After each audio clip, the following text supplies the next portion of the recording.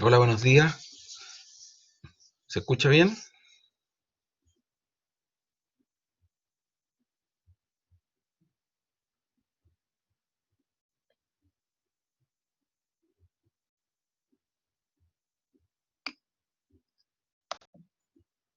Ya.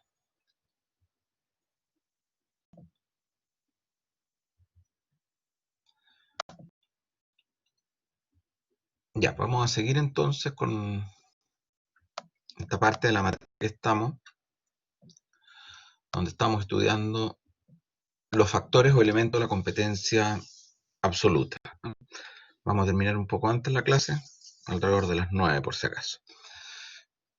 Eh, Vimos ayer en qué se expresaba o manifestaba este factor o elemento de competencia absoluta y que nuestra legislación establecía dos clases de fuero, ¿cierto?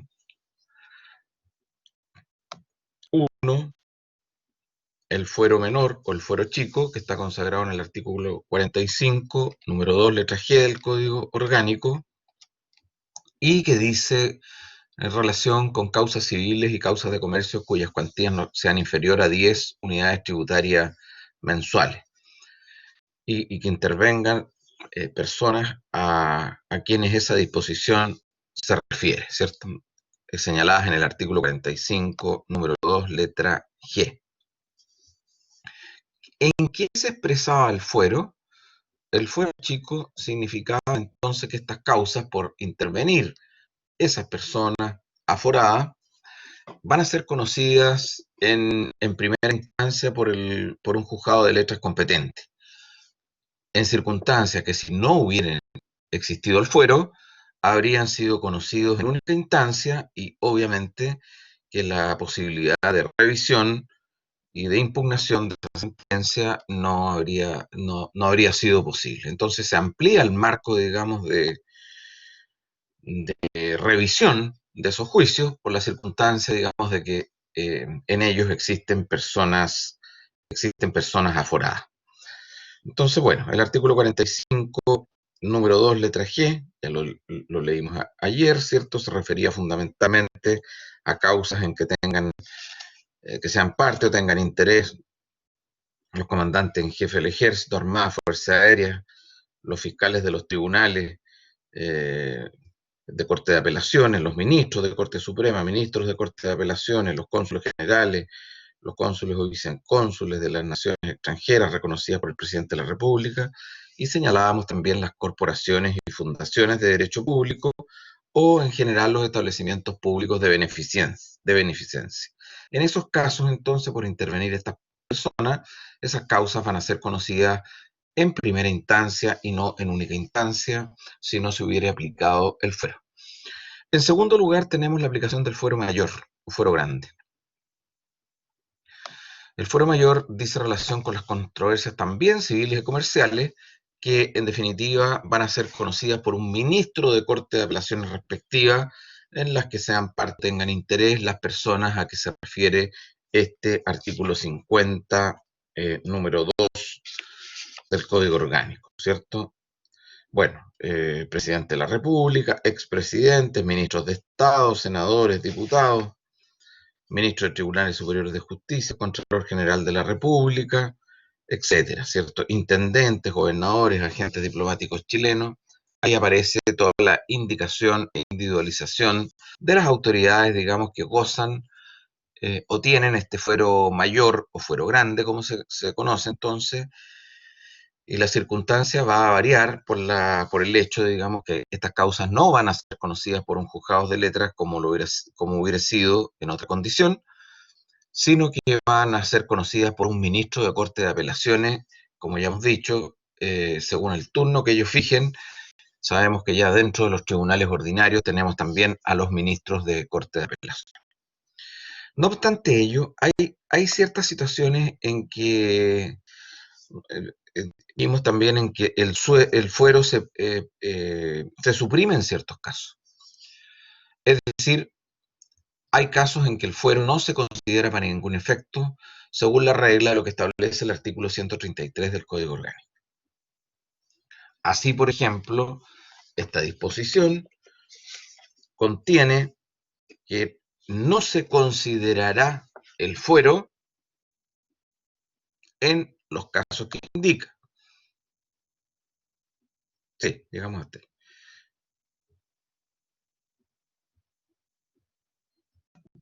Ya, no se considerará el fuero a los casos que se indican, ¿cierto?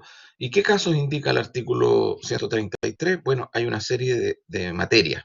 Por ejemplo, en los juicios de mina, juicios posesorios, en los juicios sobre distribución de agua, en las particiones, en lo que se tramiten breve y sumariamente, y en los demás que determinen las leyes. Tampoco en lo que tengan los acreedores en los juicios de quiebra, ni el de los interesados en los asuntos judiciales no contenciosos. Entonces, claramente, por ejemplo, ustedes van a encontrar materias muy importantes donde no se aplica el fuero como factor o elemento de competencia. En materia civil, juicios de minas, como dijimos, posesorio, distribución de agua, partición de bienes, cuando hay comunidades, cuando hay sucesiones, hay varios que son dueños en común de una cosa, esas materias no se van a considerar el fuero de las personas, los juicios se tramitan breve y sumariamente, esos están acogidos a un procedimiento sumario y no al procedimiento ordinario de mayor cuantía, los acreedores en los juicios de quiebra y en los actos judiciales no contenciosos. De suerte tal entonces que los actos judiciales no contenciosos no se, no se incluye este factor o elemento para alterar la competencia de un tribunal.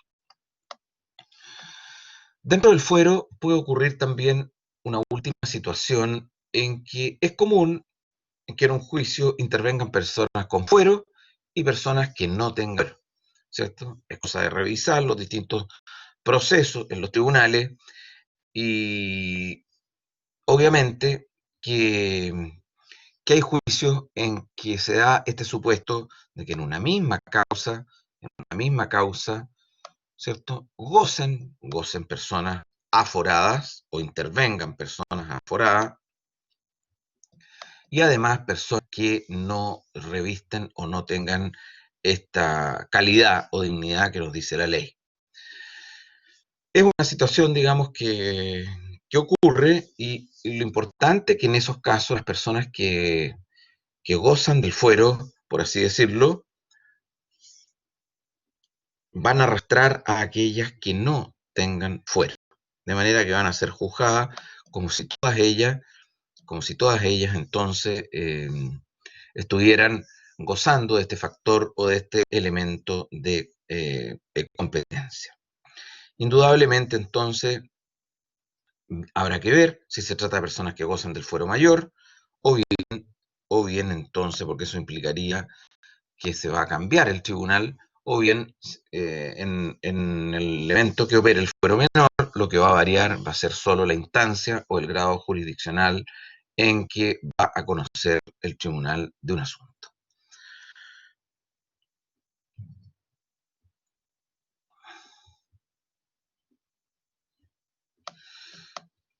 También el artículo 169 establece una regla al mismo respecto, que es la última, en lo que existan personas que van a ser juzgadas por los tribunales militares, ¿cierto? Y si entre ellos hay responsables que hubieran cometido delito, por ejemplo, esto se refiere a la materia penal,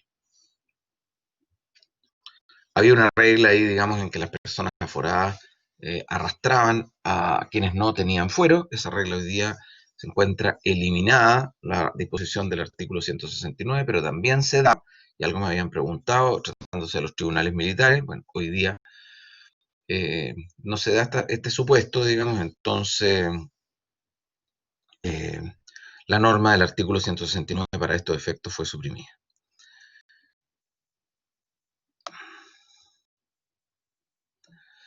Bueno, en definitiva, el fuero, como les digo yo, hoy día es muy discutida la aplicación de este factor o elemento de competencia absoluta. La circunstancia de que opere va a significar que en un caso el asunto va a ser conocido en primera instancia cuando estamos en presencia del fuero chico y en otro caso cuando estemos en presencia del fuero mayor o fuero grande, significa que vamos a cambiar del tribunal del conocimiento jurisdiccional del asunto y este va a ser conocida en primera instancia por un ministro de corte de apelación. Entonces, esas son las reglas de la competencia absoluta, las que a mí me interesan, que desde el punto de vista de este curso, ustedes conozcan y estén en condiciones, digamos, de aplicar para los efectos de ir determinando la competencia del tribunal. Tenemos que recordar entonces que el fuero, la cuantía y la materia como factores de elemento de competencia nos va a permitir precisar la clase, como dijimos, clase, ¿cierto? Tribunal ordinario, especial o arbitral, jerarquía, si el asunto va a ser conocido por un tribunal inferior, y qué tribunal dentro de esos inferiores, o bien por los tribunales superiores de justicia, y eventualmente, en algunos casos, categoría dentro de una jerarquía. Por ejemplo, en el caso de los jueces de letra, como dijimos, en materia de los juicios de Hacienda, donde está comprometido el interés fiscal. En estos casos, entonces, sabemos que al fisco señalamos o dijimos que si íbamos a demandar al fisco o juicios contra el fisco, ¿qué ocurría? ¿Dónde teníamos que recurrir? Si vamos a iniciar acciones en contra del fisco, el Consejo de Defensa del Estado. Recuerden ustedes que algo señalamos ahí respecto de esas normas. Ahí precisamente hay una aplicación del factor o elemento de competencia absoluta que se refiere a la materia, donde va a variar la competencia de los juicios cuando interviene el fisco. ¿Dónde dijimos que teníamos que demandar al fisco? Y ahí hacíamos mención a que no solo importaba la clase, jerarquía, sino que también la categoría del tribunal. ¿Recuerda alguno de ustedes al fisco dónde lo demandábamos?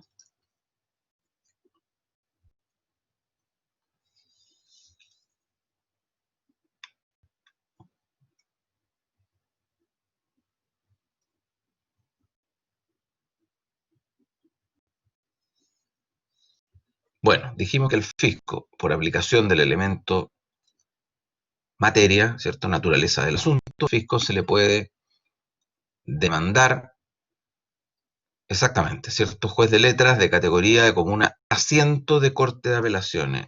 Al fisco se le demanda entre los jueces de letras donde existe en la comuna que hay corte de apelaciones. Por ejemplo, dijimos en Concepción. Por eso existen acá los abogados procuradores fiscales, existe una oficina del Consejo de Defensa del Estado en todas las comunas que son asientos de corte de apelaciones en Chile. Y ahí hay una serie de abogados procuradores fiscales que deben entonces ellos defender los intereses fiscales. De suerte tal que ahí hay una clara aplicación de estas reglas o de estos principios de competencia absoluta. El fuero nos varía entre el fuero mayor y el fuero menor, pero la materia también era muy importante porque dijimos que la materia nos permitía darle competencia a los tribunales ordinarios, también asignarle la competencia a los tribunales especiales y particularmente la situación que ocurría en estos juicios de Hacienda. La cuantía fundamentalmente para hacer la división entre los asuntos civiles y criminales dentro de los tribunales ordinarios, ¿cierto? En relación al valor de la cosa disputada, que en materia civil tenemos que ir o teníamos que ir a la ficción que hacía el legislador de los asuntos que eran susceptibles de apreciación pecuniaria y asuntos que no son susceptibles de apreciación pecuniaria. Y en cuanto a materia penal, dijimos, digamos, que está determinada, digamos, el conocimiento de los asuntos, o sea, se divide, va en relación primero a la división que se hace de los crímenes, simples delitos y la falta, y objetivamente se va a la aplicación de la pena en abstracto por la comisión o la participación en un delito, ¿cierto? En abstracto sin considerar ninguna circunstancia modificatoria de responsabilidad penal.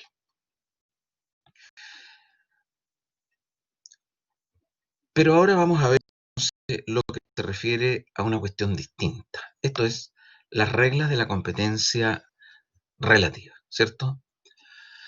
Ahora, nosotros en la competencia absoluta hablábamos en términos generales, por ejemplo, a qué clase de tribunal le iba a corresponder un asunto, a qué jerarquía de tribunal le iba a corresponder el conocimiento de un determinado asunto, e incluso dentro de una jerarquía a qué juez de letra podía tener intervención en el conocimiento de un determinado asunto. Pero ahora las reglas de la competencia relativa lo que nos van a permitir es determinar el tribunal específico. Es decir, ahora nosotros vamos a llegar a un tribunal individualizado. Dentro de una clase, jerarquía o categoría de tribunal, vamos a poder determinar cuál es el específico, cuál es el que va a conocer, en definitiva, del juicio o de la demanda que ustedes van a querer interponer ante un determinado tribunal. Entonces no hay duda que es ahora ya vamos a hilar bastante más fino para poder determinar el tribunal donde ustedes deben presentar su demanda, donde ustedes deben presentar su querella o denuncia en materia penal, dentro de una determinada clase, jerarquía o categoría. Y que va a estar dado por un factor o elemento de competencia. ¿Cuál es el territorio? En el caso anterior hablábamos, digamos, de en competencia absoluta de la cuantía en materia de fuero. En el caso de la competencia relativa, el único factor o elemento de competencia que se considera es el factor o elemento territorio. Entonces, vamos a ver a qué nos referimos entonces cuando estamos hablando de este territorio, ¿cierto? Es indudable que cada tribunal de la República tiene asignado por ley un espacio territorial para ejercer jurisdicción, ¿cierto? Acuérdense ustedes cuando veíamos los sinónimos de jurisdicción, los sinónimos de competencia, se hablaba del territorio jurisdiccional en que un tribunal ejerce su potestad, ya sea los tribunales ordinarios, ya sea los tribunales especiales o ya sea los tribunales arbitrales, de acuerdo a la regla del artículo 7 del Código Orgánico de Tribunales. Esto es importante desde el punto de vista de la legalidad de las actuaciones judiciales. ¿Por qué? Porque existe la regla o principio de la territorialidad, en virtud del cual los tribunales deben actuar dentro de su respectivo territorio y eventualmente, si necesita practicar diligencias o actuaciones fuera de su territorio o en otro territorio jurisdiccional, debíamos recurrir a la figura de la competencia delegada. ¿Recuerdan ustedes a través de la competencia delegada por qué figura a un tribunal le delegábamos competencia?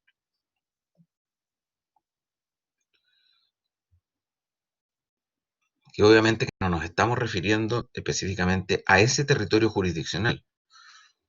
Pero recuerden, ya, correcto, ¿cierto? Muy bien. Esto se daba en virtud de la aplicación de los exhortos. Y dijimos que los exhortos era la comunicación de un tribunal a otro tribunal para la práctica de ciertas y determinadas diligencias dentro de un proceso, ¿cierto? Ahí se van a realizar determinados actos procesales, algunos, lo que encargue el tribunal exhortante al tribunal exhortado. ¿Por qué? Porque esa diligencia tenía que realizarse fuera del territorio jurisdiccional. Indudablemente que el territorio como factor o elemento de competencia es incluso algo más rígido, por así decirlo, ¿cierto? El territorio como factor o elemento de competencia relativa se refiere específicamente al lugar geográfico donde sucede el hecho o se verifica el acto que la ley considera para atribuirle competencia a un tribunal. Se refiere exclusivamente entonces a ese lugar geográfico donde ocurre el hecho o donde se verifica el acto que la ley considera para dar competencia a un tribunal. De manera tal que ese lugar puede ser variable, de acuerdo a las condiciones que la ley va a establecer.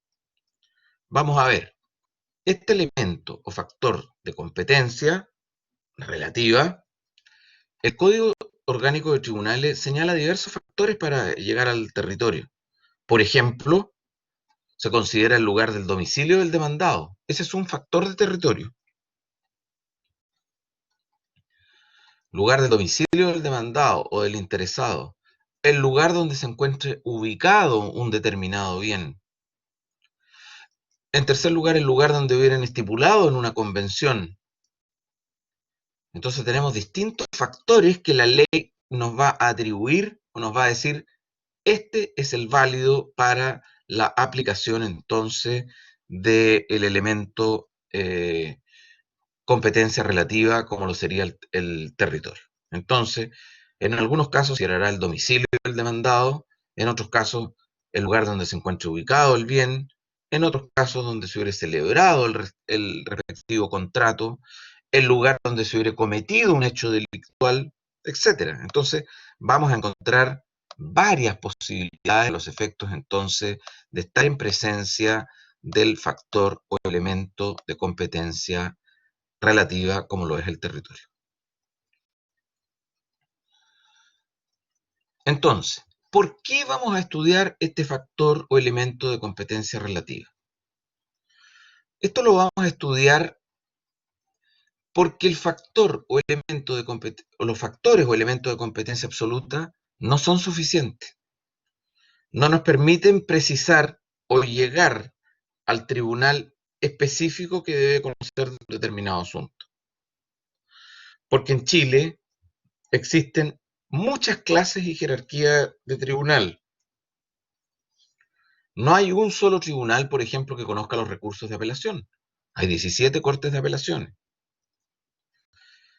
No hay un solo tribunal desde el punto de vista de su clase. Podrán haber tribunales ordinarios, podrán haber tribunales especiales o podrán haber tribunales arbitrales. Entonces, las reglas de la competencia absoluta nos sirven más bien para determinar qué clase de tribunal, ¿cierto? Eso es lo que siempre nos va a dar la regla de la competencia absoluta. ¿Qué clase de tribunal? Pero, y si se trata de los tribunales ordinarios, ya vamos a ver que va a estar en conocimiento de los tribunales ordinarios, ahí requerimos también que saber la jerarquía de estos tribunales y eventualmente dentro de esa jerarquía la categoría del juzgado que va a intervenir. De esa manera podríamos llegar a saber con exactitud genérica, digamos, la clase, la jerarquía o categoría del tribunal. Pero no podemos llegar a determinar el tribunal específico que va a conocer. Porque para determinar el tribunal específico, esto es, que el asunto va a ser conocido por el juez de letras de Santa Juana y no el juez de letras de Coronel, o de Nacimiento, o de Arauco, o de Leu, o de Cañete, para llegar a determinar con exactitud ese tribunal específico, necesariamente entonces hay que recurrir al factor territorio y aplicar las reglas de la competencia relativa.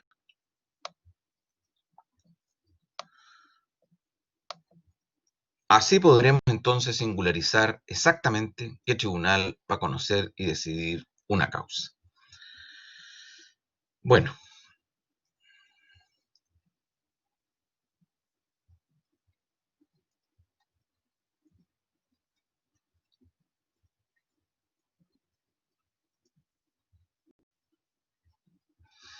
sin embargo, nosotros sabemos que desde el punto de vista de la ley se encuentran establecidos tribunales de una misma jerarquía en distintos lugares para ejercer jurisdicción, ¿cierto? ¿Qué significa esto?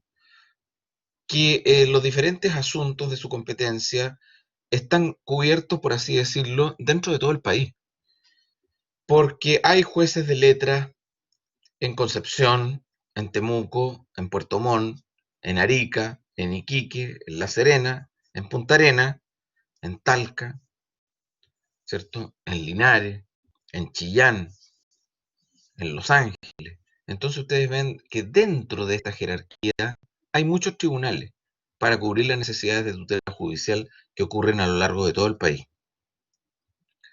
Pero cada uno de esos tiene asignado un determinado territorio. Cada uno de los tribunales que ejerce la jurisdicción como tribunal, como juez de letra, tiene un territorio asignado y eso es lo que se denomina la competencia horizontal, ¿cierto? Y esa competencia, de acuerdo a lo que señala el profesor Colombo, por ejemplo, dice que desde esta perspectiva la competencia relativa recibe también la denominación de competencia horizontal, porque ella determina el tribunal competente entre todos los integrantes de un mismo grado o jerarquía, ¿cierto? Va a determinar cuál es el tribunal competente dentro de todos los tribunales de un mismo grado, dentro de los jueces de letra, los de Arica, los de Iquique, los de Antofagasta, los de Copiapó, los de La Serena, ¿eh? Los de Concepción, los de Talcahuano, los de Coronel, los de Lota. ¿Cuál? ¿Cuál es el tribunal competente dentro de todos ellos que va a conocer dentro de una misma jerarquía o grado? Será entonces y eso se le denomina la competencia horizontal. Pero,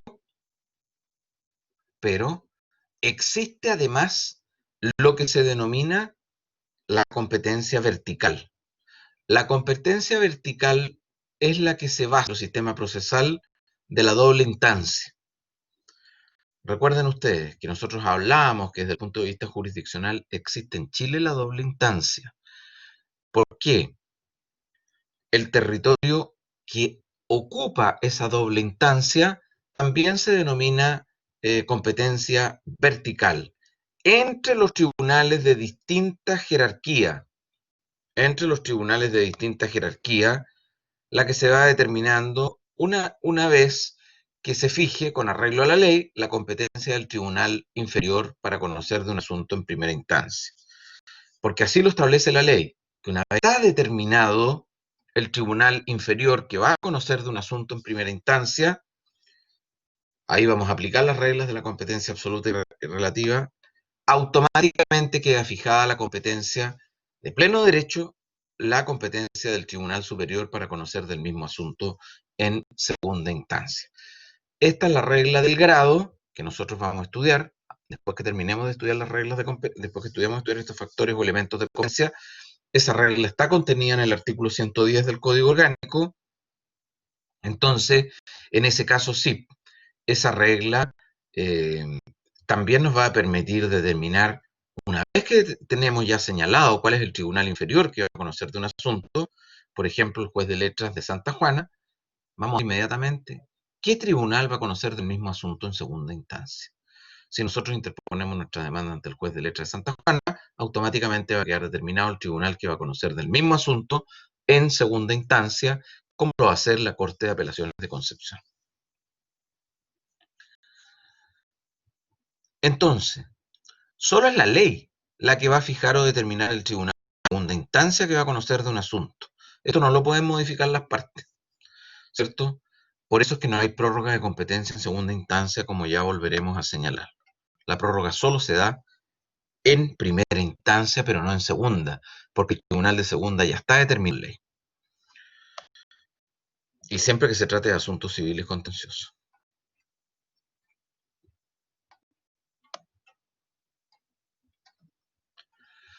Pues bien, ¿cuáles son entonces las reglas de la competencia relativa que establece el Código Orgánico respecto a los distintos asuntos que pueden ir? Vamos a distinguir igual como distinguíamos respecto de los asuntos de competencia absoluta, de manera que en primer lugar entonces vamos a ver lo que dice relación en los asuntos civiles. En materia civil tenemos que distinguir qué pasa si el asunto es contencioso y qué pasa si estamos en presencia de los actos judiciales no contenciosos. ¿Cuál es la primera regla entonces como factor o elemento de la competencia relativa si estamos en presencia de un asunto civil contencioso? Esta regla está contenida en el artículo 134 del Código Orgánico, disposición que ustedes deben saber y conocer. No obstante ser esta la regla general, hay tantas reglas particulares o específicas que esta regla pasa a ser casi una regla residual porque hay una serie de otras reglas que establece el Código Orgánico como veremos. Sin embargo, todavía se le considera esta como la regla general para el evento de todas las situaciones que no están específicamente regulados en el Código Orgánico. El artículo 134 entonces nos dice que en general es juez competente para conocer de una demanda civil o para intervenir en un acto no contencioso, el del domicilio del demandado o interesado, sin perjuicio de las reglas establecidas en los artículos siguientes y de las demás excepciones legales. Entonces, juez competente, tratándose de los asuntos civiles contenciosos, el juez competente es el del domicilio del demandado.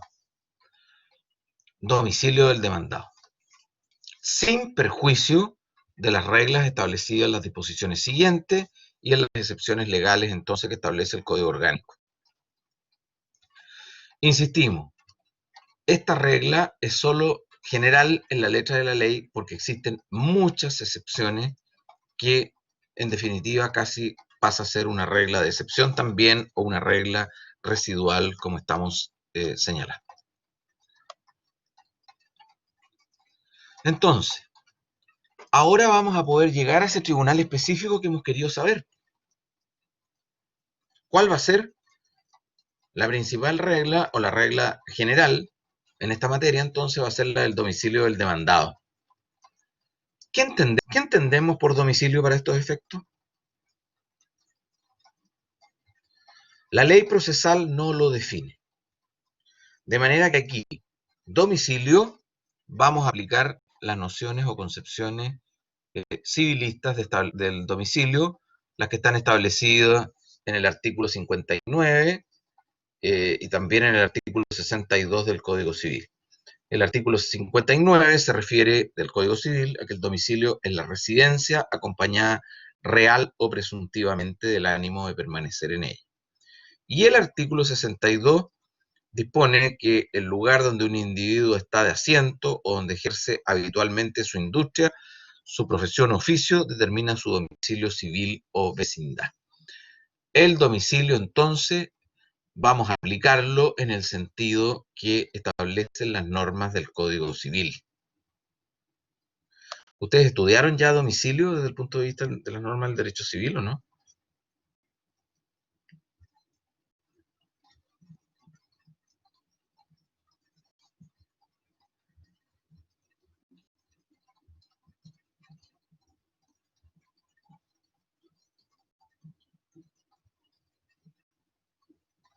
¿O han visto las situaciones referidas al estado civil y al domicilio de las personas? Eso se pasa en particular en derecho civil, de manera tal que ahí ustedes lo van a ver en detalle. Nosotros solo estamos viéndolo en términos generales, referido entonces a qué domicilio se refiere el código cuando nos dice que es juez competente el del domicilio del demandado. Bueno, hay que revisar entonces las normas y las reglas del artículo 59 del Código Civil, del artículo 62 del Código Civil, que en un caso se refiere a la residencia, acompañada real o presuntivamente del ánimo de permanecer en ella, y a otro se refiere al lugar donde un individuo ejerce habitualmente su industria, profesión u oficio que determina el domicilio civil o vecindad. También se consideran los artículos 41 y 44 del Código de Procedimiento Civil. Estas disposiciones nos señalan dónde se puede notificar. Se puede notificar a una persona en el domicilio, en los términos que hemos señalado, pero también se puede notificar conforme al artículo 41 y 44 del Código de Procedimiento Civil. Se puede notificar en la morada, en la habitación o en el lugar en que pernocta el notificado, ¿cierto? Además del lugar donde ejerce ordinariamente su industria, profesión o empleo. Entonces, si uno analiza todas las normas legales que se refieren al domicilio,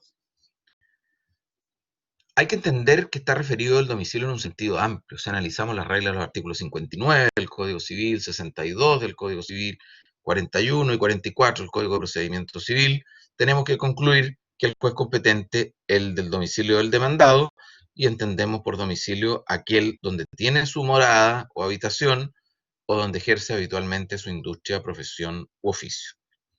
Entonces, ese será el domicilio del demandado.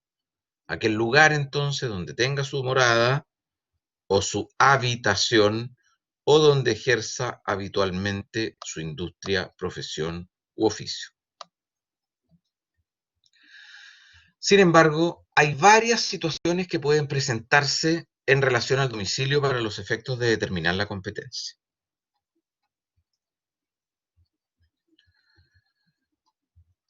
En primer lugar, puede ocurrir que el demandado tenga varios domicilios.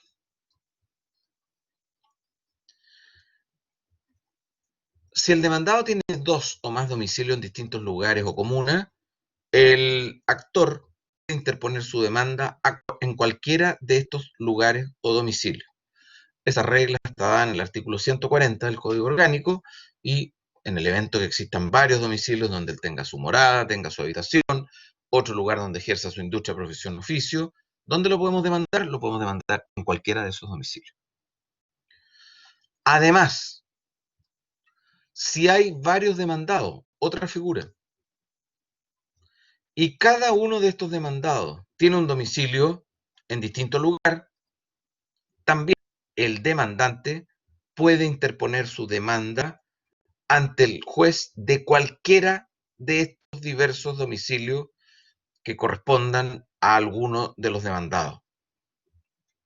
Es decir, la competencia ahí se da respecto de uno y esa competencia arrastra a los demás, porque la ley le da un derecho de opción al demandante, ya sea que el demandado tenga varios domicilios, ya sea que sean varios demandados con distintos domicilios, cada uno de ellos en lugares diversos.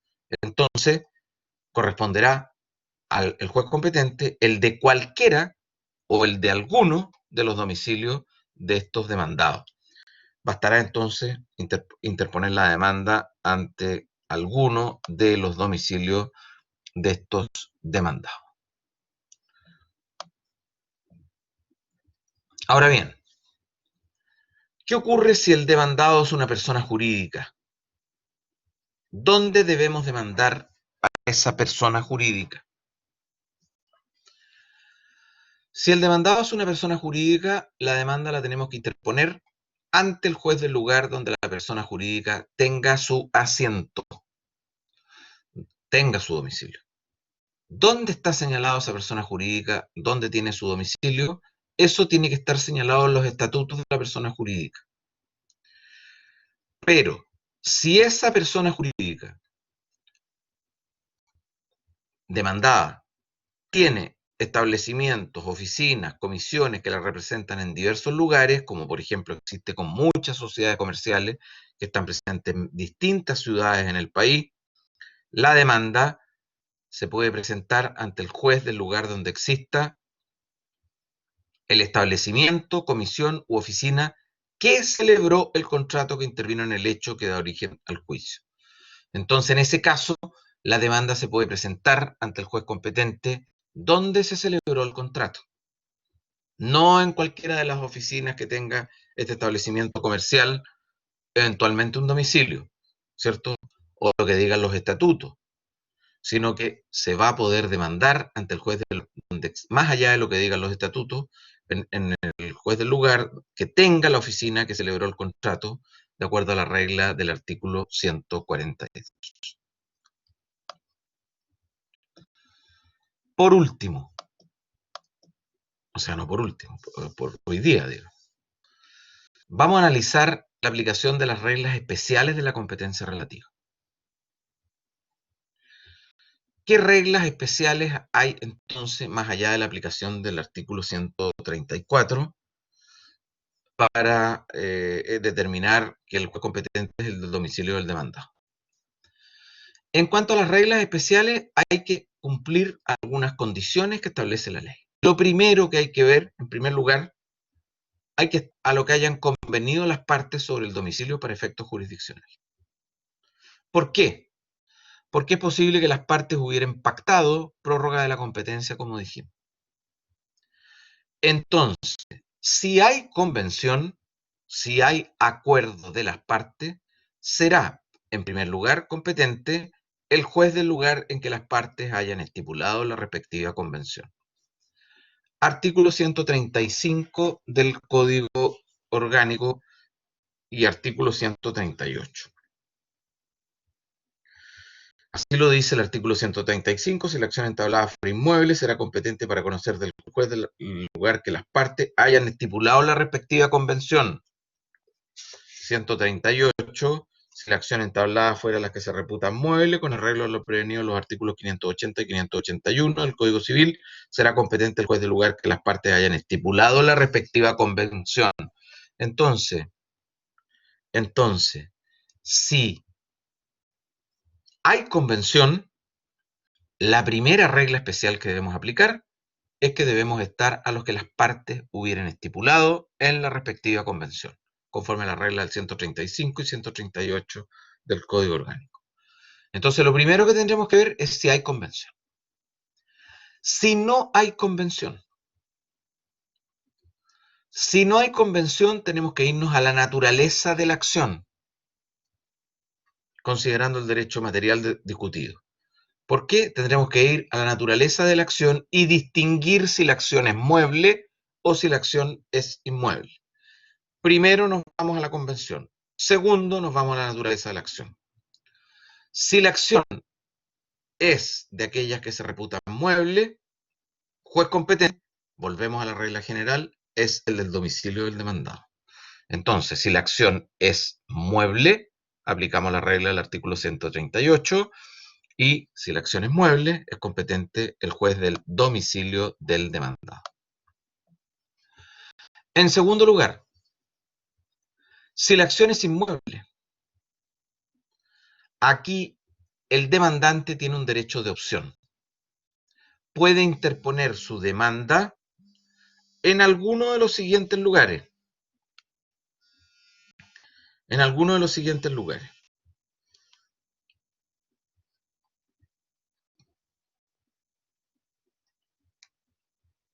Esperemos un segundito.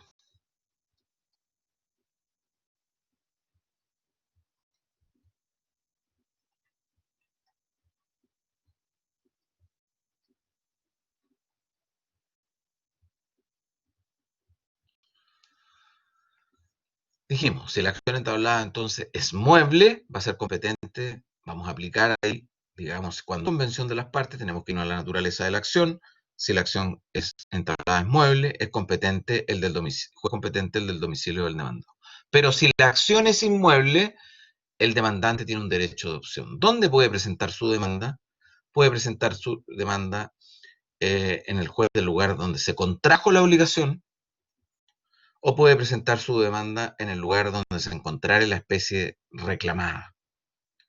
Si el inmueble está ubicado en distintos territorios jurisdiccionales, es juez competente el juez de cualquiera de las comunas en que estuvieran situados ese inmueble. Entonces, primero nos vamos a la convención. Si no hay convención, nos vamos a la naturaleza de la acción. Si la acción es mueble, domicilio del demandado, artículo 138. Si la acción es inmueble, juez del lugar donde se contrajo la obligación, juez del lugar donde se encontrare la especie reclamada. Si el inmueble está ubicado en diversos territorios jurisdiccionales, es juez competente el juez de cualquiera de las comunas en que estuviera situado ese inmueble. Estas reglas están indicadas en los artículos 135 y 138 del Código Orgánico, que hay que revisar y conocer. Ya tenemos bastante aproximado el tribunal específico donde vamos a presentar nuestra demanda. Pero hay varias más reglas que establece el Código Orgánico. Entonces, indicaremos algunas últimas de estas reglas. Además, si la demanda comprende acciones muebles e inmuebles, las acciones inmuebles arrastran a los muebles. Es decir, va a ser competente entonces el juez del lugar donde están situados los bienes inmuebles. Artículo 137 del Código Orgánico. Entonces, ahí tenemos como las principales reglas referidas a la competencia. Primero nos vamos a la regla general del artículo 134. Juez competente, el del domicilio del demandado. En segundo lugar, tenemos que analizar una serie de situaciones que pueden ocurrir en relación a esta competencia relativa. Porque puede ocurrir que las partes hubieran celebrado primero una convención, un contrato, ¿cierto?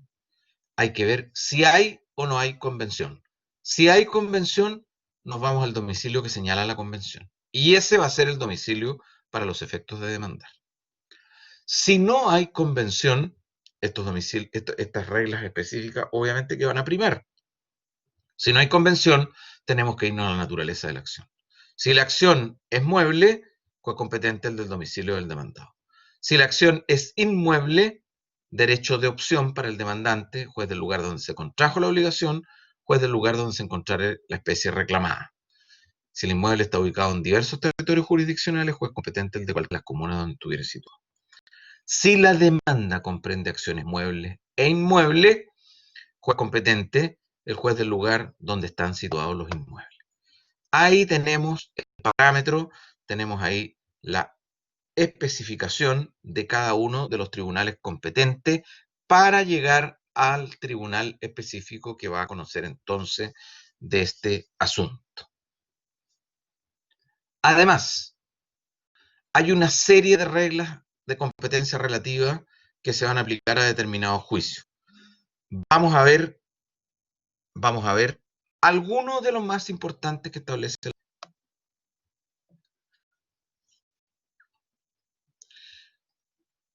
Vamos a terminar ahora y les voy a señalar solo algunos. Primero, tratándose de interdictos o juicios posesorios. Artículo 143. Es competente el juez del lugar donde están situados los inmuebles. Segundo, juicio de distribución de agua. Juez competente el juez del lugar en que se encuentra el predio del demandado. Artículo 44. Juicios de mina. ¿A qué se refiere el Código de Minería? Es competente el juez del lugar donde está ubicada la pertenencia minera. Artículo 146 del Código Orgánico. Juicios de alimentos nuevos y de demanda de aumento de pensiones alimenticias decretadas, es juez competente el del domicilio del alimentante o del alimentario a elección del último. Artículo 147 del Código Orgánico. Acciones de reclamación de filiación, juez competente el del domicilio del demandado. Acciones o reclamaciones de filiación, juez competente el del domicilio del demandado. Artículo 147 también. Por último, juicios de petición de herencia, desheredamiento y validez o nulidad de disposiciones testamentarias, es juez del lugar donde se hubiere abierto la sucesión del difunto. ¿Dónde se abre la sucesión del difunto? En el último domicilio del causante. Aquí se aplican las reglas de los artículos 955 del Código Civil y 148 del Código Orgánico. Por último, tratándose de actos judiciales no contenciosos o voluntarios. Volvemos a la regla señalada en el artículo 134. ¿Por qué razón? Porque el artículo 134, recuerden ustedes, que nos indica que es juez competente para intervenir de un acto judicial no contencioso, el del domicilio del interesado. El del domicilio del demandado, si es acto contencioso, el del domicilio del interesado, si es un acto judicial no contencioso. Luego, los asuntos voluntarios, es juez competente, entonces, el del domicilio del interesado. También la ley hace o establece muchas excepciones tratándose de los actos judiciales no contenciosos. Eso lo veremos en la próxima clase. Vamos a quedar por hoy hasta aquí. Así que de ahí conversaremos la próxima semana ya, lo que dice relación con nuestro segundo certamen, etc. No vamos a alcanzar a ver el tema del certamen, lo vamos a tener que ver en la próxima clase. Porque tengo una emergencia, tengo que ir ahora a una audiencia que está suspendida y debo ir al tribunal de todas maneras, así que ya estoy atrasado, digamos, para ir al tribunal. Sí, he revisado la mayoría, no tengo las notas, yo los voy viendo por puntaje primero, yo les pongo el puntaje y después hago la escala correspondiente. Así que lamentablemente vamos a tener que dejarlo. Seguramente van a estar dentro de ahora van a tener las notas dentro de la semana, pero lo vamos a tener que comentar la próxima clase. Eso es.